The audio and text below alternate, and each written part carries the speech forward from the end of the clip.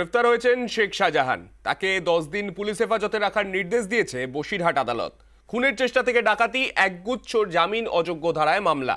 গ্রেফতারের পরেই কলকাতা হাইকোর্টের প্রধান বিচারপতির ডিভিশন বেঞ্চে যান শাহজাহানের আইনজীবী।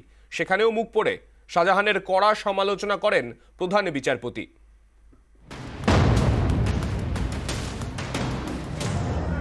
5ই জানুয়ারি থেকে 29শে ফেব্রুয়ারি,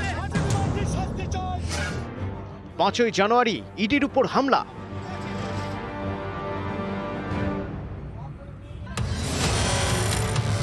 এর 55 দিন পর 29শে ফেব্রুয়ারি গ্রেপ্তার সন্দেশখালীর বেতাজ বাদশাহ।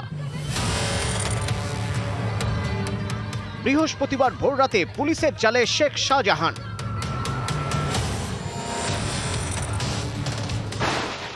শেখ শাহজাহানকে 10 দিন পুলিশ হেফাজতে রাখার নির্দেশ দিয়েছে বসিরহাট মহকুমা আদালত।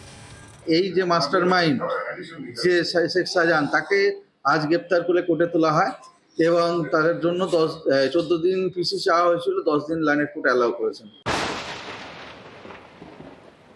আর নেজার 8-এ সুন অ্যারেস্টের পেয়ার ছিল, সেটাও অ্যালাউ হয়েছে। আর যেটা পিসি অ্যালাউ হয়েছিল সেটা আমরা 41D-তে একটা পিটিশন দিয়েছিলাম, যাতে করে ইন প্রেজেন্স অফ অ্যাডভোকেট তার ইন্টারোগেশনটা হয়, সেটা কোর্ট অ্যালাউ করেছে।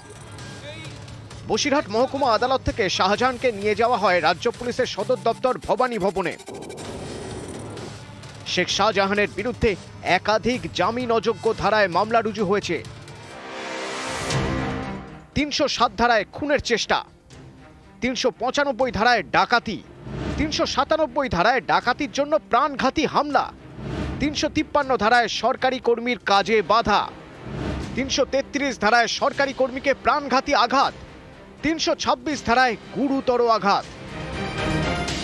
শাহজাহান গ্রেপ্তার হতেই কলকাতা হাইকোর্টে ছোটেন তার আইনজীবী সব্যসাচী বন্দ্যোপাধ্যায়। প্রধান বিচারপতি টি.এস. শিবজ্ঞানম তাকে বলেন, আপনার জন্যই আমরা অপেক্ষা করছিলাম। আপনি ওকালতনামা ফাইল করছেন, তার মানে আপনি ওই ব্যক্তি সবকিছু জানতেন।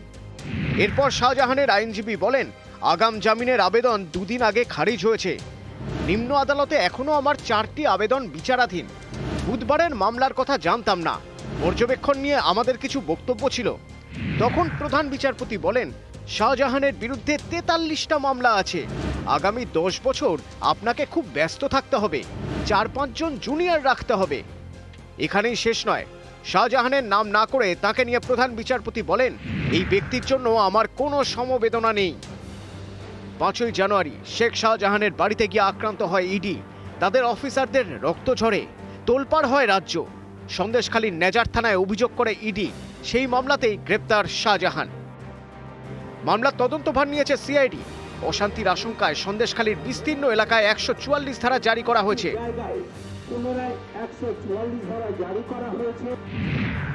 2 ব্লকের 8টি গ্রাম পঞ্চায়েতে 23 জায়গায় জারি করা হয়েছে 144 ধারা। শেখ শাহজাহান বেরমজুর এক গ্রাম পঞ্চায়েতের বাসিন্দা। এই পঞ্চায়েতের 3 জায়গায় 144 ধারা জারি। নিউজ 18 বাংলা।